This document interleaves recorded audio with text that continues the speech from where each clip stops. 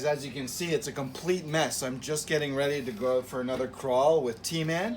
Now maybe the last video of me crawling with T-Man where I got those really nice onboard shots, under the waterfall shots. Everybody really seemed to like those shots, so I want to talk a little bit about how I got those shots. Well, I used a GoPro. You can use pretty much any camera that you can connect with the system I'm about to show you. So the GoPro comes with its own little attachment here, and I'm using this little piece and I'm using this little piece that I got from like a cheap GoPro, like one of those GoPros or whatever, you know. This is an attachment to attach to like a handlebar or something like that. And this little beauty here, this is the meat and potatoes of the whole setup. This clamp is super strong, like maybe not super strong, but it's really strong. And I got this clamp off of something from the Dollarama that would hold your cell phone or something to a desk, and then you'd have this big bendy thing that came off of it, right? Came on, was attached to it like that, and then you could attach to whatever was on the end of this ball thing as well. So I took that clamp, because it's so strong, I figured it's a good thing to have if I want to temporarily clamp a camera somewhere. So then I took that little piece, put it over this, tightened it down, put the camera on it. I can put the camera on this way, I can put the camera on this way. I can make it go upside down because GoPro automatically writes it if it's upside down. I can put it upside down like this, I can put it upside down like this. No matter where I put it on the vehicle, I can point the camera almost the right way every time. In this video that I'm about to show you, I had it attached to my Kraton. Now, this isn't the greatest thing for a basher, and the reason is just simply it goes so bloody fast, and there's a couple of times you'll see in the video that it actually fell off the vehicle. And not only that, but the final shot, I literally ran headfirst into this rock while this was attached to the front bumper of the Kraton, and it completely obliterated this.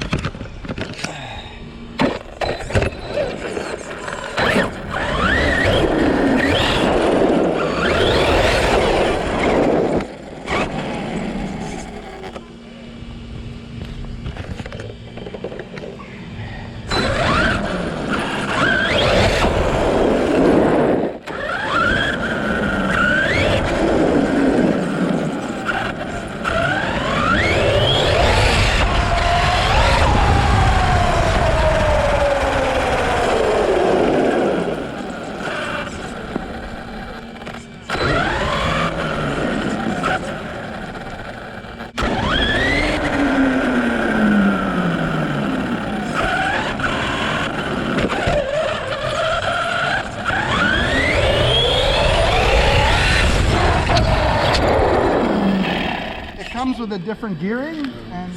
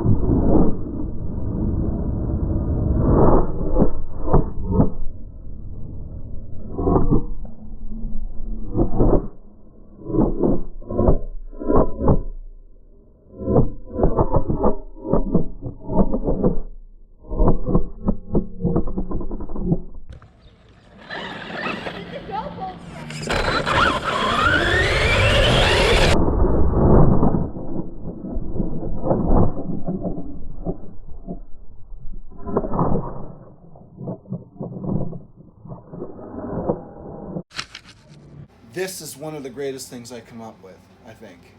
Another thing I wanted to talk about, sorry, it's just such a mess on the bench. I got a couple of new batteries for my Kraton. I ordered these DXF power batteries.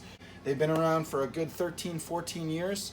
Their technology, they claim, is of the best that they put in their batteries. And so far, I've had absolutely no issues with them, really. They're very inexpensive. They're probably one of the most inexpensive batteries you can buy online today. I got a pair of these, and they're rated at 100C at 5200 milliamp hours, and I got a pair of them for less than $100.